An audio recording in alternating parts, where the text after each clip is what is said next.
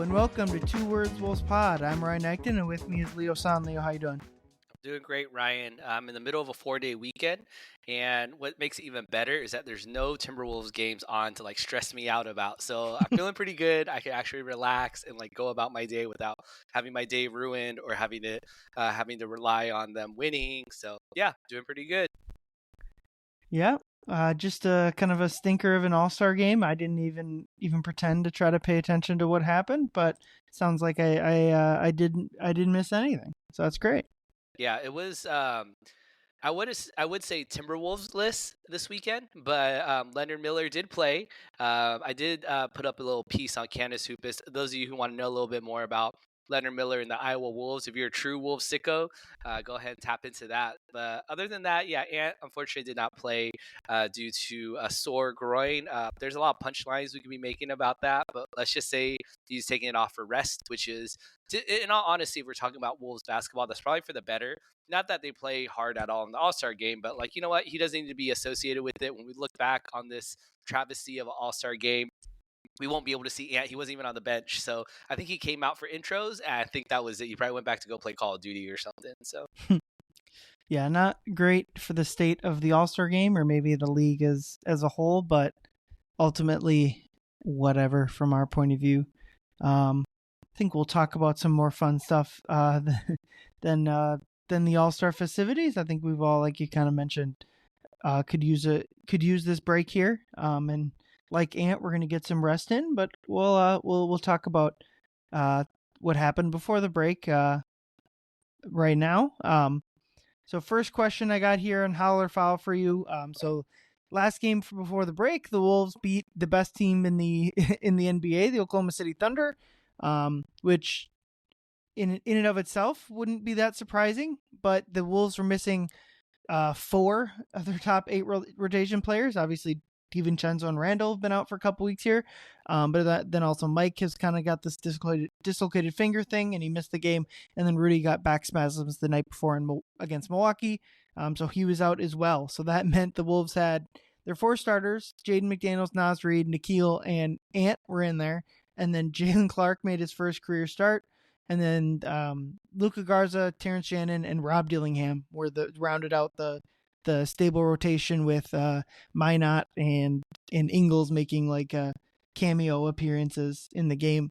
So not the normal Wolves rotation. I know before the game I didn't give them much of a chance mentally, and they showed me. So Leo, Holler Foul was the OKC win a sign of what future Wolves teams could look like? how about Howell on that? Absolutely. It really reminded me of the 2022 Wolves back team, the Patrick Beverly, D'Lo, Jared Vanderbilt team, where it was all hands on deck. Like any night, anyone could be a threat. It was kind of strength in numbers type of deal where, yeah, Ant was going to get his and Cat was going to get his as well, too. But, well, today, I mean, you really only had, or for that game, you really only had Ant, who was going to be the biggest threat. And then it was everyone else. And it was great because it was less stand and watch than we've been used to seeing this year, especially with the way that Ant and Julius have been playing, and even with Rudy kind of being a non-threat out there.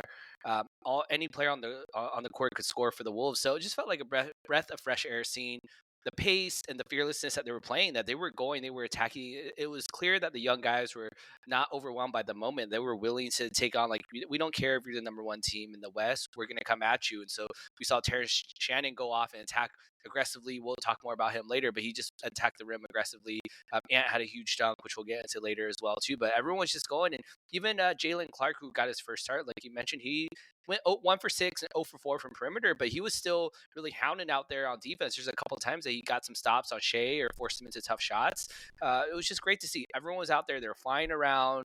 And it was just really, like you said, a look into the future of what the Wolves could be like, because, again, it's those young players that was off the bench and even starting, and who knows what happens this offseason, but makes you feel a lot more comfortable knowing that, say we lose 1 or 2 or maybe even 3 of our key rotation starters or players, that there's going to be some depth that we have.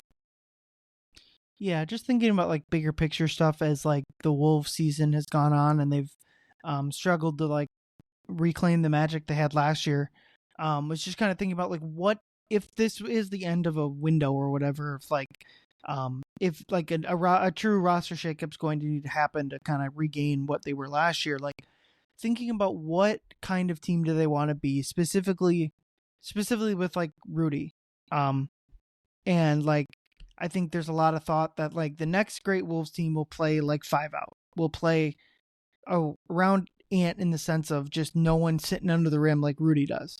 And obviously in the short term they need Rudy. If you just like if they were to like even for next year's team just dump Rudy into whatever, like the team is going to be worse. That especially in the regular season, you're just going to lose a lot more games without Rudy Gobert on your team.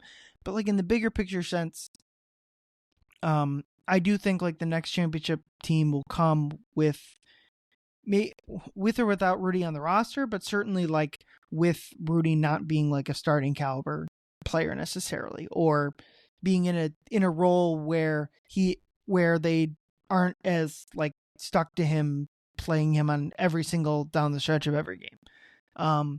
And so what that looks like is they would need to find just any sort of defense, or they would need to scratch, like the current roster needs to scratch and call for defense, because with Rudy not out there, you're just like the fears that you're not going to have a good enough defense.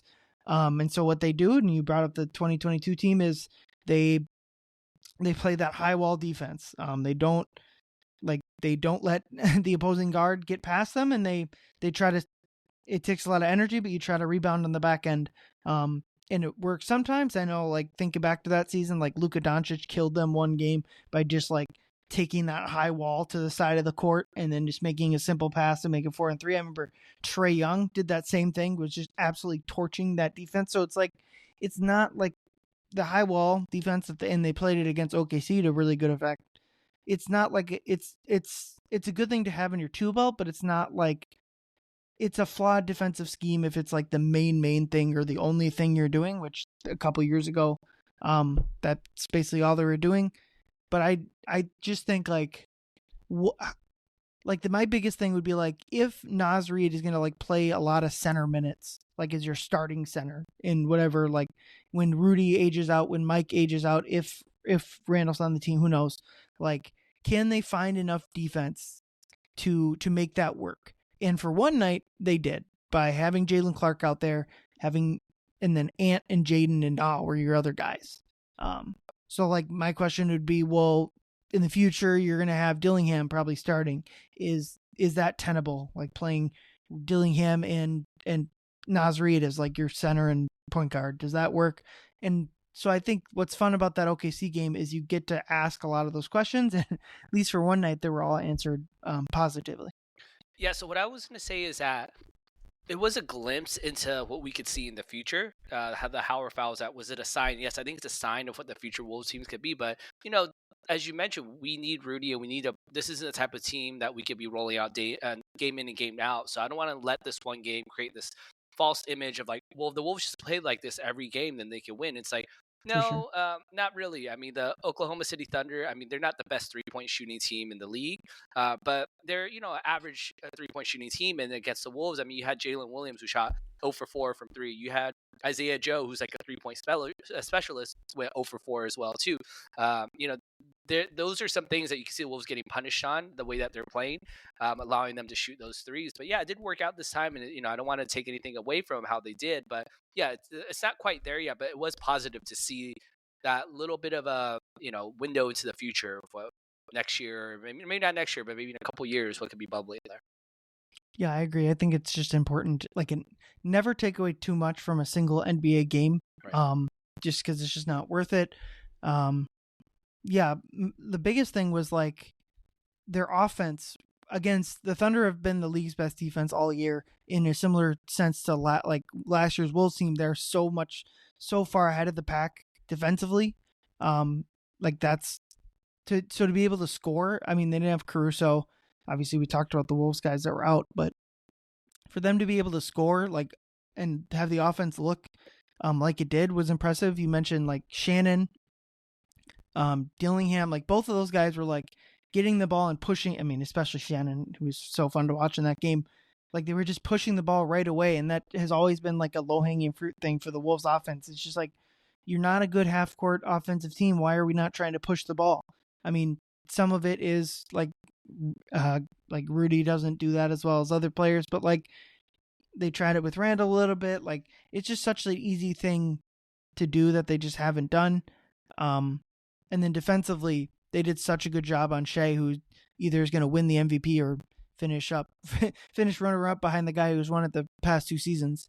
For them to hold him to 24 points on 6 of 21 shooting. He did have 11 free throw attempts as the crowd rains down free throw merchant chants on him, fair or not. I thought what they did against him, and he missed some shots he probably usually makes, but I thought what they did against him was impressive. And again, like, you don't take too much away. OKC had a rough travel schedule. They played at their home arena the night before, and they were down 21 heading into the fourth quarter, and then won that game. So I'm sure the crazy emotional swing had a part to play on them playing. But like, I just think, I don't know if like when and if like the next like a Rudy Gobert-less team will happen, because I do think, honestly, I think Rudy's going to come back and play way better next year than he did this year, just because I don't believe that like the downward slide he's been on this year is who he is. I'm not saying he'll be back to winning Defensive Player of the Year again, but like, I think he'll be, instead of, I mean, whatever, it's a made up number, but like, if he's been 20% worse this year than last year, I would expect him to be like 5% better than this year. So still not as good, but like, I don't think this, what he's been the first 2/3 of the season, is representative on where his career is headed. Mike Conley is probably that's probably less true for him, just because he's much older. But I also I think Mike is still a rotational player in this league, and we've already seen the Wolves kind of take him out of the starting role, put Dante in there.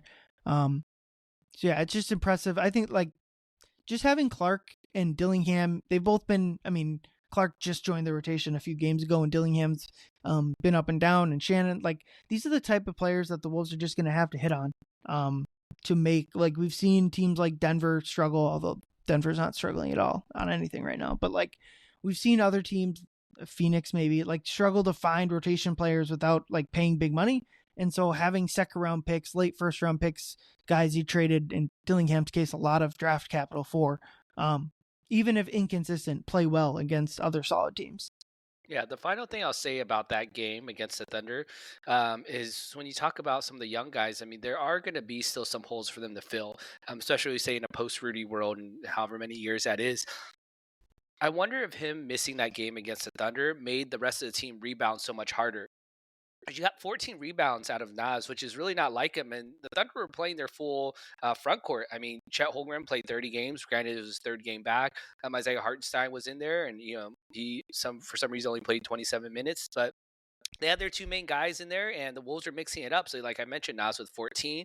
I mean, how many times is Luka Garza going to get 6 offensive rebounds? I mean, he had 8 for the game, and that's, I think he's a good offensive rebounder, but is that something? I mean, we saw what Luka Garza on his worst days looks like, and I don't know if him getting 8 points to 8 rebounds is something we could be relying on in the future. But Terrence Shannon got 6. I mean, Rob Dillingham even got 2 offensive rebounds too. So it was very evident that the rest of the team's like, all right, we don't have Rudy to sit there and clean up the easy boards. Like, we all got to mix it up, and I think that is key for them. Even when Rudy comes back, they have to continue to be aggressive on the boards. Yeah, for sure. It was kind of reminiscent of game 2 of the Denver series, where they, I mean, on any given night, I mean, Rudy's always going to be like kind of dragged down the offense, even if he ignore kind of the hands and catch stuff. Like, so when the defense can paper over any missing Rudy stuff, then it obviously just makes everything so much easier.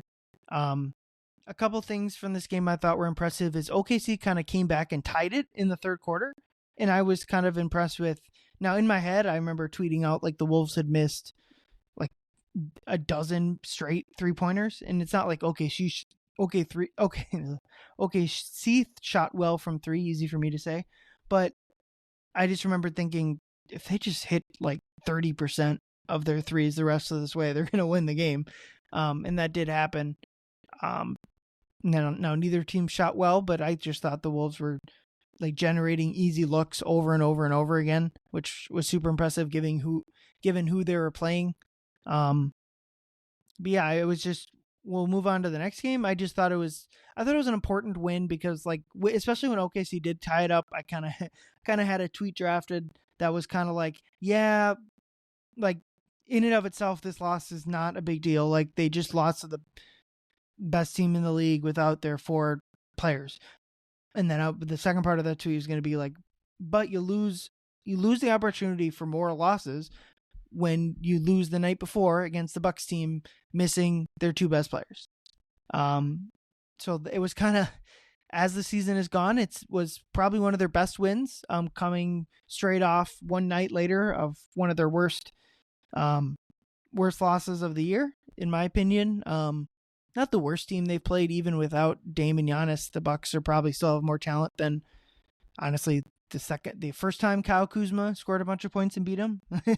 But still, just an incredibly frustrating loss. The Wolves shot less than 38% from the floor, less than 23% from 3. Just a brutal shooting night.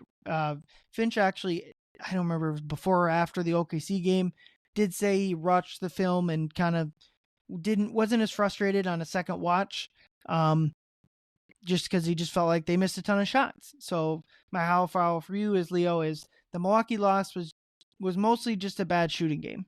What do you think? I'm going to say foul for this.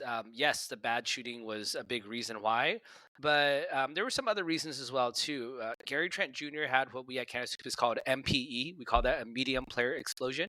While Kuzma played so well that the Bucks traded one of Giannis's best friends for him.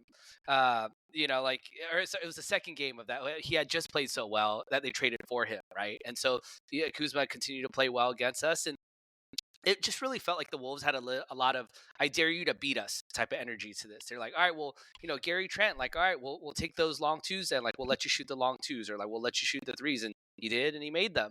The shooting variance, like I said, had a big impact, but I just felt like that intensity was lacking. When you compare the way and energy that they played against the Thunder, there was so much more desperation, urgency in the way that they played, and they were getting into the ball that they weren't doing against the Bucks. It was quite obvious that they really weren't as scared about the Bucks, and they tried and almost succeeded, and just, all right, we'll just do a late push and we'll win. And they might have, but I felt like overall they lost because they played to survive, and they didn't really play to go and crush them. And I know that it's easy to kind of go back and say that now that it's over, but the process wasn't necessarily bad on the offensive end. As you said, there's a lot of wide open shots they should have made.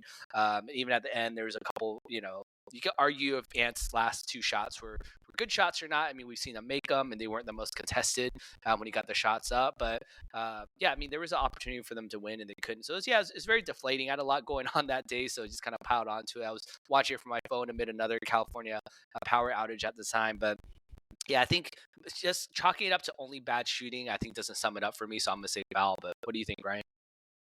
Yeah, I definitely don't disagree with you.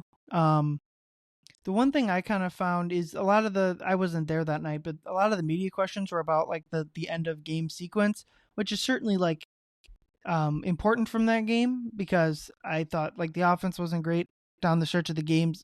The second or third to last possession, Ant took just what I thought is just an awful step back instead of trying to get to the basket. One thing I actually, once Finch, so they were down 2 with the ball. They had a timeout left, decided not to call it. Ant brings the ball up court, kind of surveys the defense, sees Brook Lopez dropping back, and takes kind of a step back 3. Honestly, that, like, the outcome of that shot, once they didn't call timeout, I kind of, in a way, am fine with it. I'm not loving the process to get there, but ultimately, like, Ant has been terrible on 2-pointers all season and is having one of the best 3-point shooting seasons ever. So I'm not terribly broken up with the shot he got there. Like, okay, so Ant's shooting 46% on 2-pointers this year. Like, what if he were to drive to the rim in that sense, in that point in the game with Lopez standing right there? Would there have been enough time for kick out? Not sure, but like, what are the chances he hit a 3 are like 40%, right? Even if it's a step back, I would still say 38 to 40%. So like, what are the chances that he makes a 2-pointer? Because you got to take into account that the 2-pointer just sends you to overtime where there's still like 50-50 to lose. Like, if he gets to the rim there, I still don't, like, he just hasn't been good from there all year, from like driving on layups. Again, he shouldn't. So I don't like the chance of him hitting a 3 there are similar enough to him driving to the lane and hitting a 2 that I don't know. I just didn't that part didn't frustrate me. Now, I think they probably should have called the timeout. But on the flip side, there is the last time they did that, Ant kind of went rogue and ignored the play call. So I'm sure that was a part of it with Finch. So the actual result didn't bother me. I just think the process needs to be way, way, way, way better in that sort of situation. But and then that aside, the biggest part of that game to me is the Wolves went down. I don't have how much they went down by, but they were down big, down double digits in the first quarter, so much so that they had like a 13-0 run in the second quarter and they were still down 3. That, to me, that was the biggest point. Because if they're only down a couple points instead of double digits, then when they go on that 11-0, 13-0 run, then they're up 5, they're up 6, and they run away with that game. And like, it's kind of like the same effort, same focus in lesser team stuff that we've been dealing with all year, or maybe even all of Ant's career. And I don't know, maybe it's, I mean, I guess you'd rather have it this way than the other way where they can't beat good teams or where Ant doesn't perform against good teams. But it is frustrating to kind of see it pop back up again. Yeah, there's a little bit of, when we talk about the clutch time situation, I agree with you on all that. The process needs to be better. And we talked about it, I think, a couple of episodes ago, too, about, the Wolves have fixed their clutch time performances. And I think we talk about, okay, well, what's the process? What kind of shots are they getting? And the last 2 shots of the game against the Bucks were just kind of Ant going ISO.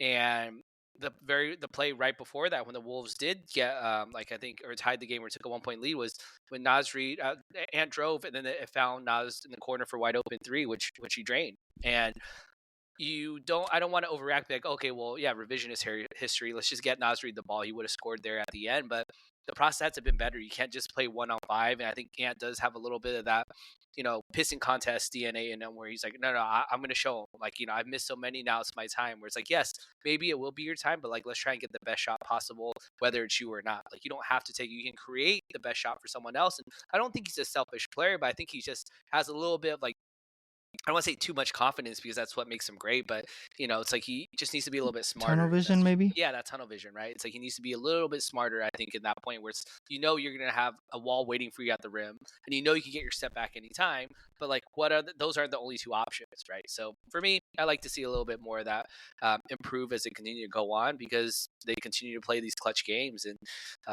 it's something that still hasn't been 100%. I think he's figured out yet. For sure. And to go back to kind of the original question I had for this game of, was it just mostly bad shooting night? And as lame as like the analysis is, I really do think like most of what happened there was just a bad shooting game.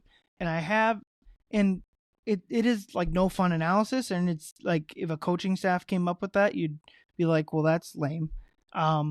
But I do think it played a very outsized role in this game, and I have stats to back it up, because like, to me, that's like such an eye test thing that you can't. But Synergy has a stat where it takes every shot and it measures based on all the factors you can pretty much think of what's the shot clock at, what type of shot, from where's the nearest defender, all that, and and gives you basically a shot percentage or a points per shot for each shot. And it doesn't take into account who is shooting it. So it's basically measuring for an average shooter.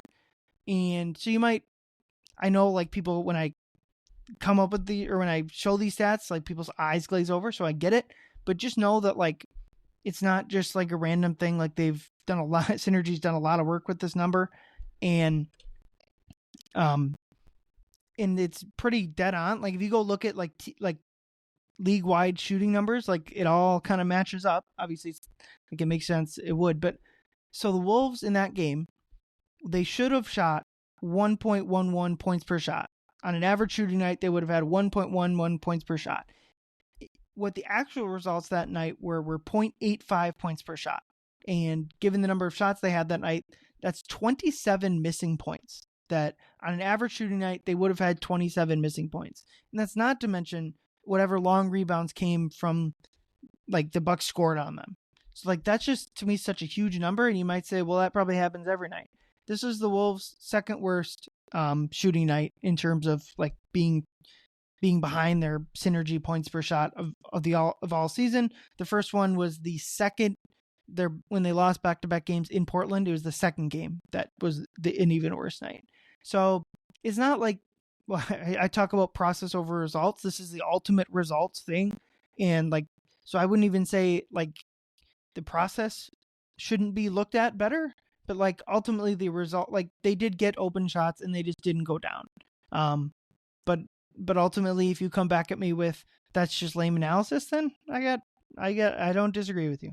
Yeah, how many Jalen Clark wide open layups did he miss that game where he just Oh my short god. arms them like 1 foot from the and I'm not blaming. I mean, he's a rookie still, and he's not the most offensive talented player. Doesn't have the best touch, but I mean that did make me think about are the Wolves one of the teams with the worst touch around the rim? I mean, you got Rudy Gobert. That's probably the easiest person to kind of be like, all right, yeah, he has terrible touch around the rim. But when Jalen Clark was just short arming those, and there he's literally staring like at the ground after he misses it, like in a live ball situation. Like, how did I just miss that? That adds up. And so, yeah, the Wolves lost by 2 points. Shouldn't have lost that game, but we move forward, right?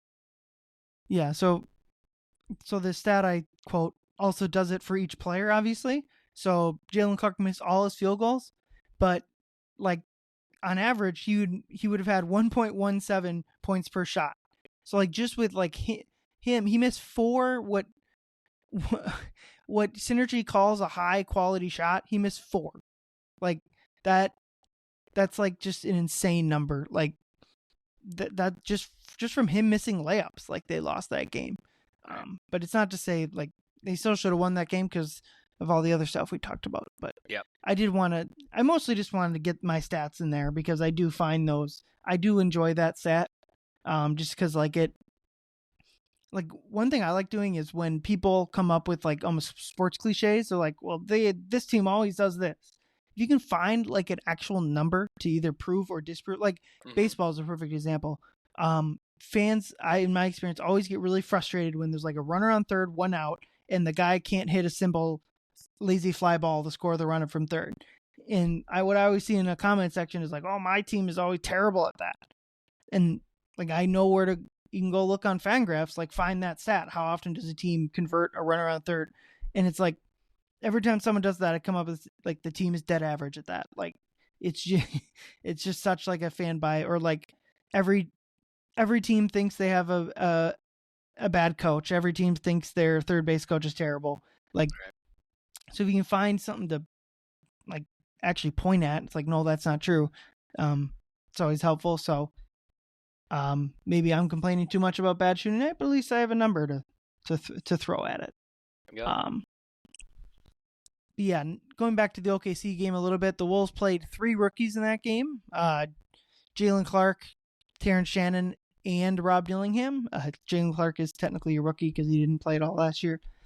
So foul, Leo. The Wolves should continue playing all 3 rookies of Clark, Dilly, and Shannon every night, even when they get some other reinforcements back from injury. Yeah, I mean, I'll also shout out Terrence Shannon as well too. I mean, he also had a pretty good game against the Bucks. I mean, he played 20 minutes in that game as well too. Had 11 points, 5 rebounds, 6 assists. So, but for this, they need to continue playing all 3 of them every night. I am a foul for this, and the reason I say foul is that yes, I mean, once Mike and Julius, hopefully when they're back, and even Dante when they get back, there's just playing not enough minutes to go around in the game for all of them. I mean, unless they're thinking of playing that failed warrior style where they want to play like 10 guys like 15 minutes a night or whatever, that there's just I would say one of those 3 rookies should probably get a look. And it really just depends on the matchup between them, because I think if Mike is having a stinker, like his legs are under him, his shot's not falling, he's getting beat on defense or whatever, he's just not going, then maybe give Rob a shot, as another primary playmaker, ball handler. If Nikhil or Jaden are getting into foul trouble, which happens a lot, or maybe both of them are getting into foul trouble, then yeah, maybe that's time to call in Jalen Clark as that kind of wing stopper, right? And if Ant or Julius just can't get going on offense, or they're in foul trouble as well, or whatever the case is, then maybe give TJ a shot, because he was obviously very, very effective at creating his own offense, attacking off the dribble and transition. So I think it really depends on those matchups. Like, what did they need? And if so, you call on one of them. And in the ideal situation, in the future, all 3 of them will be getting steady rolls. But in the meantime, yeah, I'm foul because I don't think there's enough minutes for all 3 of them. Feel the same, Ryan, or what do you think? Yeah, I do agree. I think in the short term, this isn't going to be an issue, just because or maybe even long term too. Like we might get to the end of the season, every single stretch being like, well, when everyone's healthy, what are we going to do? It's like, well, that's a good problem to have at that point. Let's try to get everyone healthy, or just like like the minute we get healthy, maybe someone will miss a game. Like it, I while I do I don't think that like these guys are going to get to all play every single game the rest of the year. Like I don't think like Dante's not going to be back playing right when they come back from the All-Star game, so that's going to open up minutes for Dillingham. I would like to see them continue to play at least 9 guys if everyone's healthy. So if they have all 8 of their top 8 guys healthy, still think Jalen Clark's probably the easiest guy to keep working in there. So keep playing him. I understand if Rob ends up getting DMPs, people aren't going to like it. I don't necessarily disagree.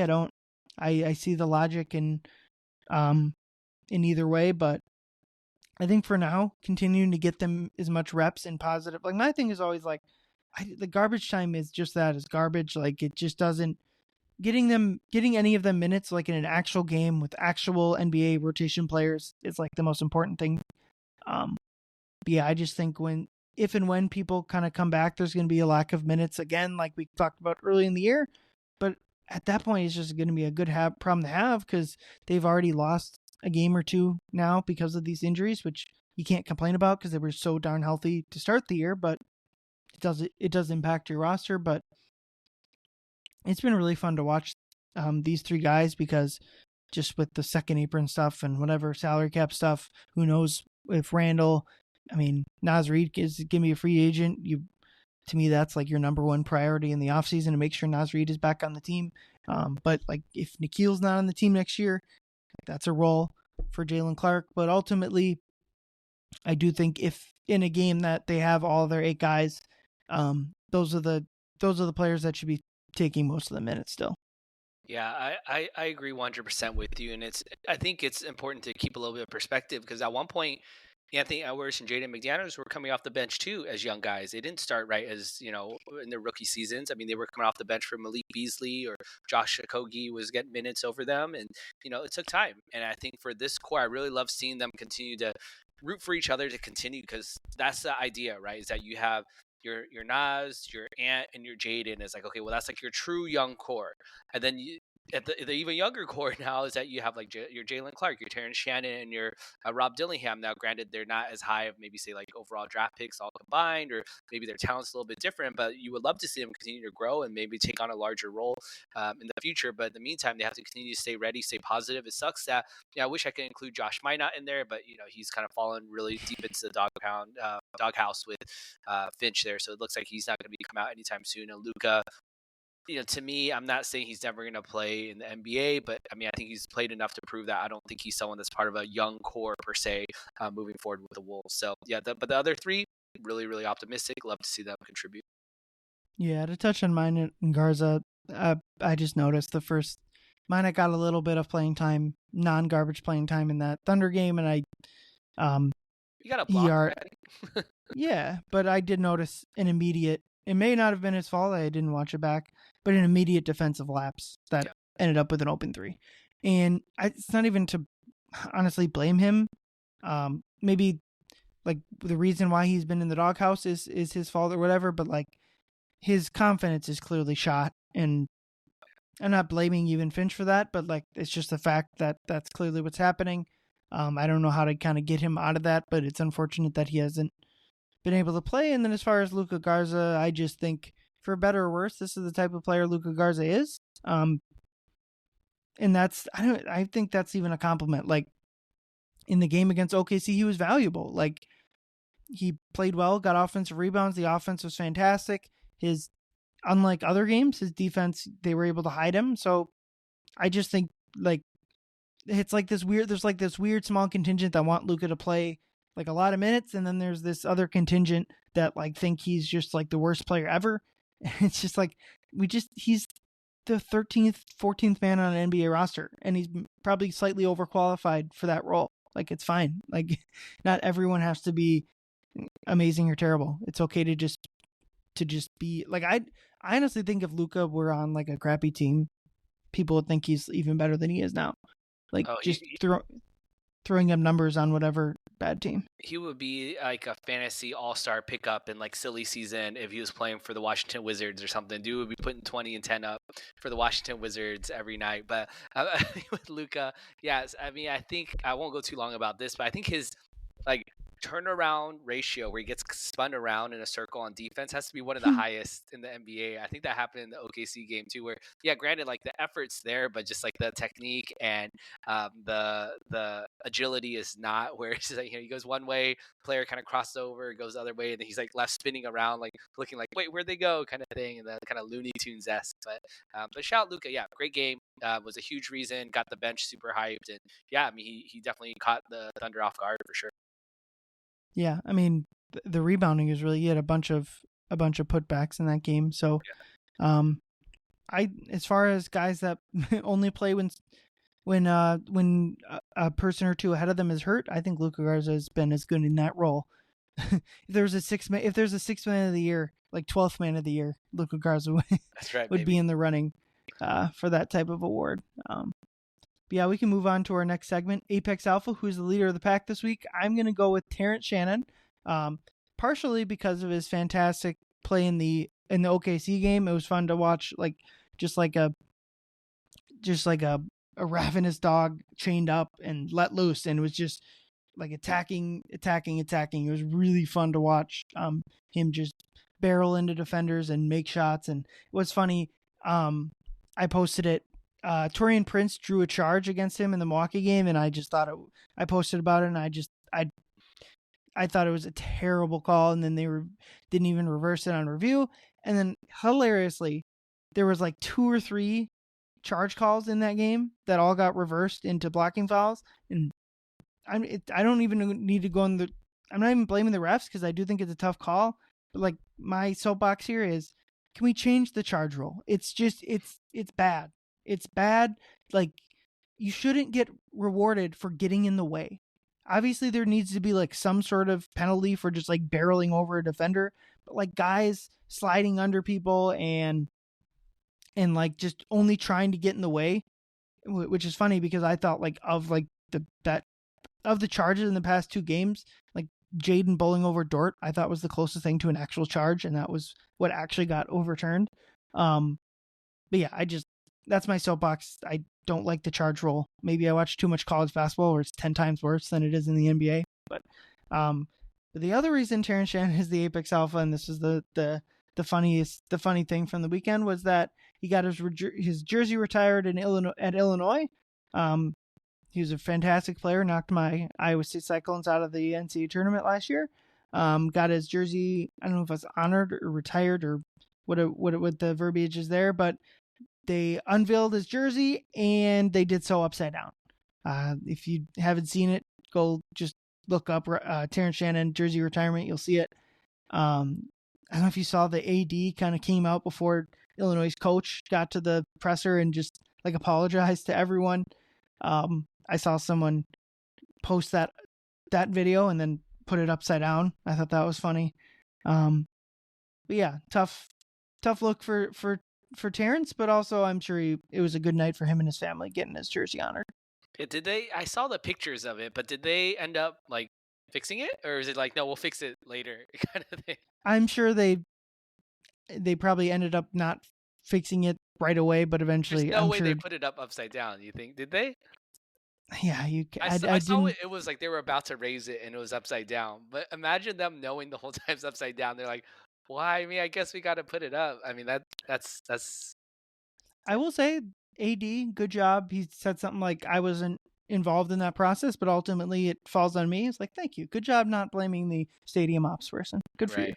Yeah, that's tough. But yeah, Terrence Shannon, I absolutely loved watching him. I think absolutely deserving of Apex Alpha. I'm really excited to see if he continues to carve out a role for him, because I think what he does is something that he can do so consistently, especially on the offensive end. It's kind of the opposite with Jalen Clark, where we know that Jalen's always going to bring a strong defensive end, whether or not he's racking up fouls, but on defense, he's going to be bringing it, but on offense, not so consistent. Where, I mean, we've seen the last couple of games, Jalen just is, kind of in his own head, as you mentioned, with some of the other Mm-hmm. players, where he just knows that he's short arming shots. But Terrence is just the way that he plays doesn't rely on a jump shot so much, where that he'll take any little crevice that the defense gives him in attack. So yeah, hopefully he continues that.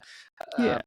Go ahead. Touching on Shannon a little bit more, one of the reasons why, like, if you're wondering, like, why were the Wolves able to get him at this pick, was kind of the situation that happened to him in college. There was a court case against him. Basically, someone at a bar said that a woman said that he sexually assaulted her. And it was a big case. They had to, like, the team suspended him. Eventually he did get back on the court. And it's a tough thing to talk about because I think you and I, like, believe women when they accuse people of stuff like this. And I think if you read I really would, like, implore people to go read the actual details of it, because it is like more complicated than, because you don't want to just, like, shit on this woman who it seems like was legitimately assaulted, but it may have been a case of mistaken identity. And it wasn't like he was proven innocent. It wasn't just like the situation where, like, the courts messed it up or something. Like, he was able to prove that it wasn't him. But that really did like tank his stock a little bit, just because I don't think, like, he got the attention of how quality of a player he was. But yeah, I did want to bring that up while also acknowledging, like I think people, like, the worst type of people just want to shit on the woman. And I guess theoretically maybe she's awful. I think that's very unlikely, and it shouldn't be the assumption, but it did tank his stock a little bit. And I'm sure the Wolves did their due diligence on that situation, and he's been clearly worth that selection where they took him. Yeah, I mean, that's absolutely the case. I think that it's a very deep topic that, I think I'd be more than happy that we can talk about it, in the future as well, too, because a lot of teams, as we even see in this year, they don't do the due diligence, or they don't care to do the due diligence to figure out what's the character or the situation off the court with the player. And with TJ's, I mean, I read a lot of the court documents as well, too, and I read a lot of it because that's important to me, at least personally, as you said, Ryan. You and I are both people that care a lot about women's rights, and we do care about making sure that we're rooting for players that we like. I mean, that's what we love Cat so much, right? Because he was a player that we really liked, that he really stood up for a lot of things. And so with TJ, yeah, I mean, I know one of the things, I won't belabor this point, but that, he came out against, I think sometimes the better judgment of other people who were accused of doing such things, that he came out and testified himself in court about, like, that. And that was like a really big kind of indicator of, like, okay, most people don't do that because it's too risky, but he was willing to kind of prove his innocence, or at least that, as much as he could. But moving on, yeah, with Apex Alpha, I will say my Apex Alpha is Naz Reid. 2 words, baby, Naz Reid. He started off the week slow against Cleveland. It was a really tough matchup, obviously, against Evan Mobley and Jared Allen. They're a great team, and so he didn't have the greatest of nights, and he also struggled out the gates against Milwaukee as well, too, just like the rest of the team did. But he scored 7 points in a row at the end of the game, the last 7 points for the Wolves, including a go-ahead triple that I mentioned earlier in the corner. And so you kind of see him get his confidence back, which all kind of led into crescendo against the Thunder. So on national televised game right before the All-Star break, Thursday night, TNT, number one opponent, in the West, he goes up and he flexed as the best player on primetime television. He was the best player I was out there. He had a game high 27 points. He missed his 3-point shot, wasn't even falling, which, again, most of us obviously know that Naz Reid is one of our best 3-point shooters. He went 3 of 9 from 3-point range. So he missed 6 of them, but for the entire game, he only missed 7 shots. So that means he went 11 of 12 from 2-point range, and that's just like crazy efficiency from him. And so he also had 14 rebounds, as I mentioned. That ties a season high for him as well, too. And I think ultimately, above all else, other than him having another good game, because he always has, he's always prone for these breakouts, is that it proves that he should be a starter. Now, I'm not going to make this a whole discussion about Julius Randle or Rudy Gobert, what's that going to be? But I mean, I think Naz Reid, yes, we love him as that kind of 6th man that he won last year, the award, and as that punch off the bench. But I think it's time that he needs to start. And I think he's really proven that now. Yeah, I agree. I also, like you, don't need to have the who should start, Randall or Nas. hopefully Randall's back that first game out of the All-Star break or soon after. But I do think it's kind of one of those things where you can argue day and night if he should start over Randall, but ultimately the coaching staff shows they're not going to do that. So ultimately, it's kind of not worth talking about. And my thing has always been, if the game calls for it, have him close the game. That's the more important thing. But I do agree with you that even since Randall's been out, he's proven that he's a starting caliber player in this league. He probably proved that a long time ago. So if the Wolves do decide to move off of Randall in the offseason, which does seem to be something that would make sense, especially if they can do some sort of sign and trade where they're getting some sort of compensation back, or they get rewarded somehow for helping out some team that wants Randall, who I do think has kind of gotten unfairly blamed for a lot of stuff this year. I thought maybe the first third of the season he wasn't playing well, but the next third I thought he was playing fantastic. And I agree with you, like especially next to Rudy, I just think those two fit so well, kind of similar to the way Cat and Rudy did last year, where Nas is obviously not as good of offensive player as Cat, but maybe is more fits in whatever offensive role better or fits defensively. I don't know. But I think when Nas has started, we've seen like what the idea was when they traded Cat was like, well, we feel like we can get X% of Cat back with Nas. And he's just been fantastic. Like I said it earlier, but like their number one thing this offseason has to be to bring Nas Reed back. And they'll be in the catbird seat or whatever you want to call it to do that, because they'll be under the apron. They'll have his bird rights. They'll be able to offer basically more than anyone else. And I just like that just has to be like, even if I don't think it'll happen, but even if Randall opts in, they'll still have money to go get Nas. Maybe it'll cost them Nikhil, but at this point, while that isn't an ideal situation, like they just there cannot be a situation where Nas Reed walks out the door in the offseason. Yeah, have you ever watched? I don't know if it's multiple stadiums or maybe just one stadium that they do like. It's like during a timeout, they'll have like this race on the jumbotron where it's like, oh, the donut versus the coffee versus a whatever. It's like, oh, if the coffee wins, section 205 wins like free like fries or something like that. You can almost have that where it's like a two-person race where it's a donut and the coffee racing, and on one side you have Nikhil Alexander Walker, and the other one you have Nas Reed, where it's like at the beginning of the season, it's like, okay, Nas Reed, who's like one of the runners, like he's getting out to this big lead, and then all of a sudden here comes Nikhil coming up. The other side's like, oh, Nikhil took the lead. Maybe he's the guy we should re-sign. And now Nas Reed is kind of blasted forward again. It's like, okay, no. Nas Reed is the guy that we should be re-signing in the number one priority this offseason. So yeah, absolutely. I'm excited, but like a little nervous, but mostly excited that hopefully, Nas Reed is someone that we can really lock up, because not only is he such a great player on the court, but he has such a strong connection with the fan base and the community out there. So he's a guy that, anything can happen, as we saw this offseason, but hopefully he's one of those guys that can retire as a lifer with the Timberwolves. Yeah, especially if they lose Nas, it just makes the Cat trade look all that worse, because like to me the main thing with trading Cat would be to like, well, we now can keep Nas, we can keep Nikhil, we can keep these players. So if you're just gonna end up losing Cat and Nas, like that just feels like the word, like you might as well have just kept Cat and pushed with last year's version of the team. But probably jumping ahead of ourselves a little bit, because we still got a third of this regular season left and hopefully some playoff basketball here. But next segment, Prey of the Week. Who did the Wolves make their prey? Leo, I bet you I can guess who your candidate's going to be. Welcome home, one Mr. Chet Holmgren. Chet Holmgren is my prey of the week. As Ant said after the game, where they showed him the replay, asked him about that dunk on Chet that he had, and I believe it was the first quarter. He said, welcome home.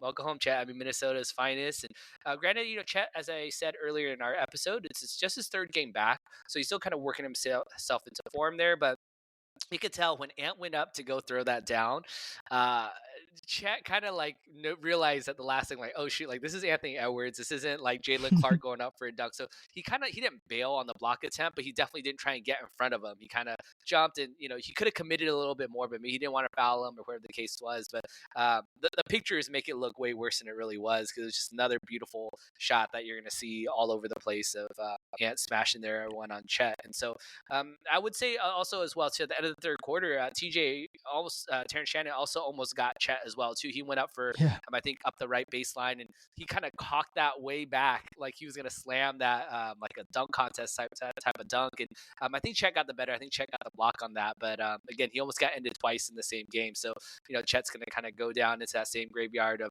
bodies that Ant has just absolutely posterized this season. So shout out Chet. I'll also say as well too. I forgot to mention when you talked about TJ as your Apex Alpha, he also had a super impressive dunk over Isaiah Hartenstein as well too. I think it was early in the second quarter where I think Isaiah kind of chased down or kind of caught him from behind. But yeah, TJ's always like a threat to throw down a huge dunk, and he almost got two of them against the Thunder, but just came just a little bit short. So, but that's my play of the week. Yeah, did you see what Adidas posted right after they had they had a social media, it was a clip of like a crime scene body. Ice-T, I think, yeah. Yeah, that's right. And the little number sign or like a little indicator like it's in a crime scene was the number 7, which is Chet's number. So Adidas was quick on the draw with the social media presence. Obviously, I'm guessing that Ant would throw up a poster at some point. It's obviously an easy pick. But my play of the week we kind of talked about earlier, is SGA, just because I just thought the Wolves did such a good job, whether it was Clark or or Jaden guarding him and keeping him in check. Like I said, 6 of 21 shooting for a guy that's leading the league in points. Just very impressive what they were able to do, kind of a whole team defense thing. And it was fun watching. One thing I like about, I don't love the foul grifting aspect of it. But like watching him in person, he was always like out there smiling. I do enjoy that. Like he having fun with it when the chance came down, the free throw merchant chance came down, he just smiled at it, didn't do anything else. So that I enjoyed that, but I thought the Wolves did such a good job defensively on him in that game. Yeah, I think any matchup against Shea is always going to be under the microscope, and even more so when it's on national TV as one of the last games before the All-Star break. If not, it was the last game, right? Where you have Ant going against Shea, and Ant didn't have a great game either, but obviously he pulled out the W, and so I think watching Shea laugh, during that chant was pretty funny, and by all intents and purposes, he's a great guy, and I think there's a fun little rivalry that he has with the Wolves. I wouldn't say personally, but obviously he has that connection with Nikhil as well too. Where I think it was season, or it was the last season, right? Where no, 2 seasons ago, where they got to beat the Thunder in the play-in, and Nikhil had a really really good game against Shea. So yeah, love seeing him try to fight off the Wolves as usual. Yep. I guess next segment I had written down here, I think we can kind of just skip it unless you had more All-Star game thoughts. Like I said, I didn't watch a single thing of it. It sounded like kind of a crap show with Kevin Hart and Mr. Beast and whoever the heck else they got. Like for me, it's just like an Ant didn't play and LeBron didn't play, and it's like last year. What frustrated me last year is, I think it was last year, Cat scored 50, and then people just made fun of him. And Jaylen Brown competed in the dunk contest and didn't do great, and people made fun of him. And it's just like, and then it feels like the same type of people are the first ones to complain about no one tries in the All-Star game. It's like, well, because anytime that you try, you get shit on. So like, from what I saw, like the players weren't the problem, and it was TNT in their presentation, and like keep having Draymond Green on. I don't understand why they just, all these networks put on so many people that like just seemingly hate basketball, or at least are trying to like grift their way into viewership by hitting. I don't know. It's just not a great night. And I thought it, like my feed, which is usually all basketball, was kind of consumed by the SNL 50 thing. So I'm sure the ratings or whatever were terrible. Yeah, I mean, there's really not too much substance to take out of this as far as Wolves related. I mean, obviously Draymond being, so public in his, how Rudy lives rent free in his mind. I mean, like we're not the biggest fan of Draymond, but I mean, he was on there and he was really openly criticizing how much he hated the way that the NBA did the All-Star format this year, which is like a typical Draymond thing to say, but dude, like you're getting paid to try and promote this game, and the fact that he really went in on it and he was just like trying to demolish it is like, dude, you're not even playing in the game. Like there's a reason you're not in this. So like, why don't you stick to trying to get better instead of just? I saw a tweet. I think it was by Molly Morrison. I think she works for Bleacher Report. Mm-hmm. Used to cover, I think, the Grizzlies. She had said that one thing made clear from this All Star break, especially today's game, was that hopefully Draymond Green never retires because once he does, he's going to be on air so much it's to be unbearable. And so, yeah, I mean, I think the two things that I could kind of take away from this All Star weekend, and especially in regards to the Wolves, is that Leonard Miller played in the Rising Stars game, which was, I said earlier, was really cool to watch, and he low key kind of carried his team of it. He did really well. He put up a lot of points, and he has some cool highlights in there. So always love seeing Lenny try and develop. Again, who knows where his development's going to go? He's still in his early 20s, so we'll see how that goes. But second thing was Ant got to reunite with Luka. Those of you who didn't, I'm not talking about Luka Doncic, not talking about Luka Garza. I'm talking about there's a little fan that he has, I believe from Minnesota, part of a Make-A-Wish thing where it's a 6-year-old child that was diagnosed with leukemia, and it kind of made the rounds. I think it was a month ago or so, a month or two ago, where he got to meet Ant backstage in the tunnels, and he gave Ant an orange wristband that says "Love like Luca," and Ant's worn that every single game ever since Luca's given it to him, and they kind of have this bond. And so Luca got to go to the All-Star game. He got to ask Ant a question during the media presser. It was really cute to watch. I urge you all to watch it if you haven't. Is that Ant's kind of answering these questions. You could tell Ant does not want to be there. Obviously, he didn't play, but he didn't really want to answer questions. He had his sunglasses on. He was just kind of like dismissing a lot of questions. Like, yeah, I don't know. Yeah, it's cool, I guess. Yeah, it's fun, but yeah, whatever. It's kind of nonchalant until he sees Luca in the crowd and says for him to ask him a question. And he takes his sunglasses off and he just has like ear to ear smile. It is a really, really cute moment where he got to and I say, "Hey, what's up, man? Like, how you doing?" And I feel bad in retrospect because Luca asked Ant, like, "Well, how many points are you going to score in the All Star game?" And then I'm sure Ant knew he wasn't going to play, but he's like, "I don't know, man. I'm gonna try and get as most as I can, but hopefully your wristband brings me luck." And he ultimately didn't play in the game, but yeah. So those were kind of my two favorite things of it. We got to see Cat and Ant hug it out as well too, which I'm sure made us all feel a certain way about that. But it is what it is. It's over. I'd rather not spend too much more time belaboring. I think one thing that's only worse than the All-Star game and how it is currently is just listening to people on social media continue to shit on it. It's like, dude, okay, we know it sucks. Like, let's just kind of move on. It's a thing that happens. It's not going away. We're the NBA is not canvassing blue sky or social media to see what ideas we have. Their corporate sponsors are going to continue to do whatever they want to do. It was clear that TNT is their last time broadcasting the All-Star game for the next handful of years, and they try to fit as many ads as they could in there. So I guarantee you, if you watch it, I would say the ad to basketball ratio was probably like 85, no, like 90 to 10, like 90% ads, 10% actual basketball. Yep. So yeah, it's not worth the rewatch for sure. Yep. And for me, it's just like, I implore people, if you don't care about it, like I kind of don't anymore, like just don't watch. It's okay. It doesn't have to be some grand statement or whatever. Just find something else to watch. Like I said, I watched the SNL thing and enjoyed that. Like, go watch like White Lotus or something. I don't know.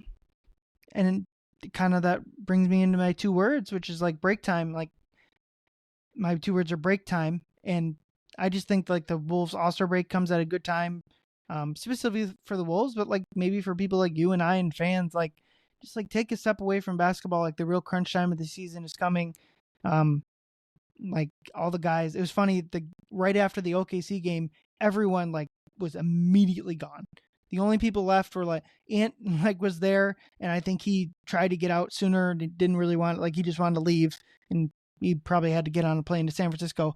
But like we only got to talk to Dillingham and Shannon and like everyone. Like I've never seen a locker room that dead when we get in there. Everyone was gone. So I think that's probably a good sign. Everyone's enjoying their break right away. I think it comes at a good time for the Wolves, who are fairly injured. Like I don't think Mike was, if there was games like right there, I don't think Mike was quite ready to come back. I think he'll be ready when the games come back. Rudy back spasms, or who knows, he solid enough chance he would have missed another game or two. And then obviously like Randall may or may not be back right after the deadline, and then DiVincenzo's like late February, early March is kind of what I've heard is kind of a hopeful timetable, but obviously you never know. So I think it's coming at a good time. And then also like looking forward, 31-25, the Wolves record. They played the most games out of anyone in the NBA, tied with a couple of teams. So like they'll have some extra rest advantage here without like the Lakers, partially due unfortunately to the fires, but like the Lakers played 4 fewer games than them.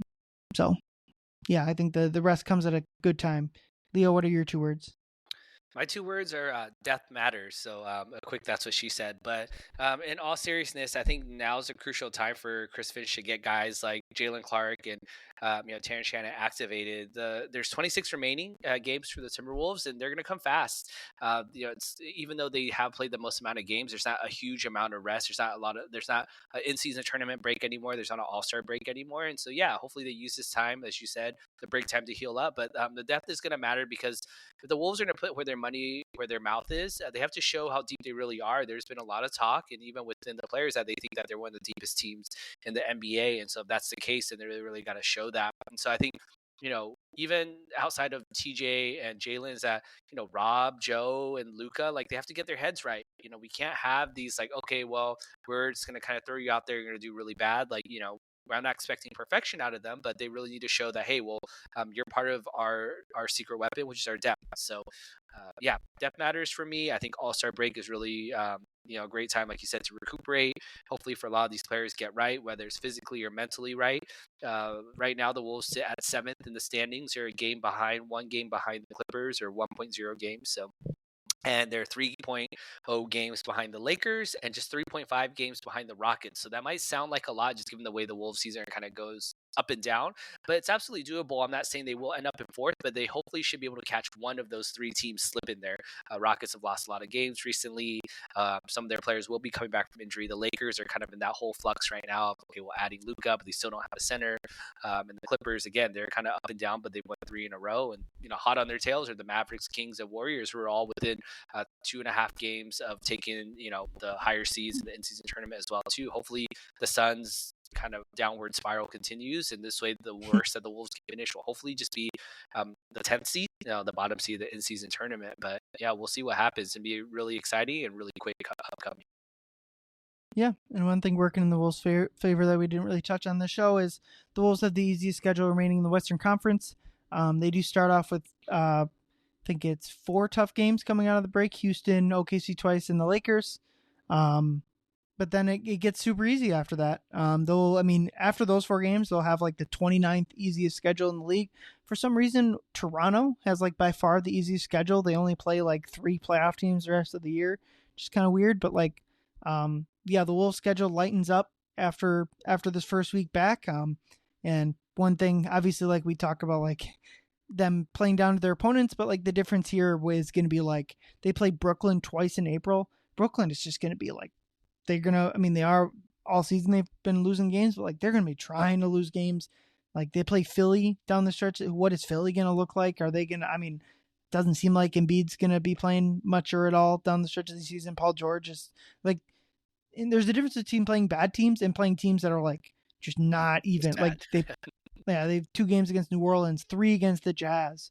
Like the Wolves have a lot of easy wins. So if they split, I think if they split these first 4 coming out of the break, they're going to be a pretty good spot, especially looking up at like Phoenix has a tough schedule. The Clippers have a really tough schedule. So like they might be a game behind the Clippers, but they got the tiebreaker in the easier schedule. So I would, at least against the Clippers, I feel good about the Wolves being able to catch them. Yep. Sounds good. All right. That'll do it for Leo and I. We'll be back next week breaking down the first 2 games of the Wolves have after the All-Star break. Thanks everyone for listening. Thanks, guys. Make sure you get home. Drive safe. Go Wolves. Hey, you!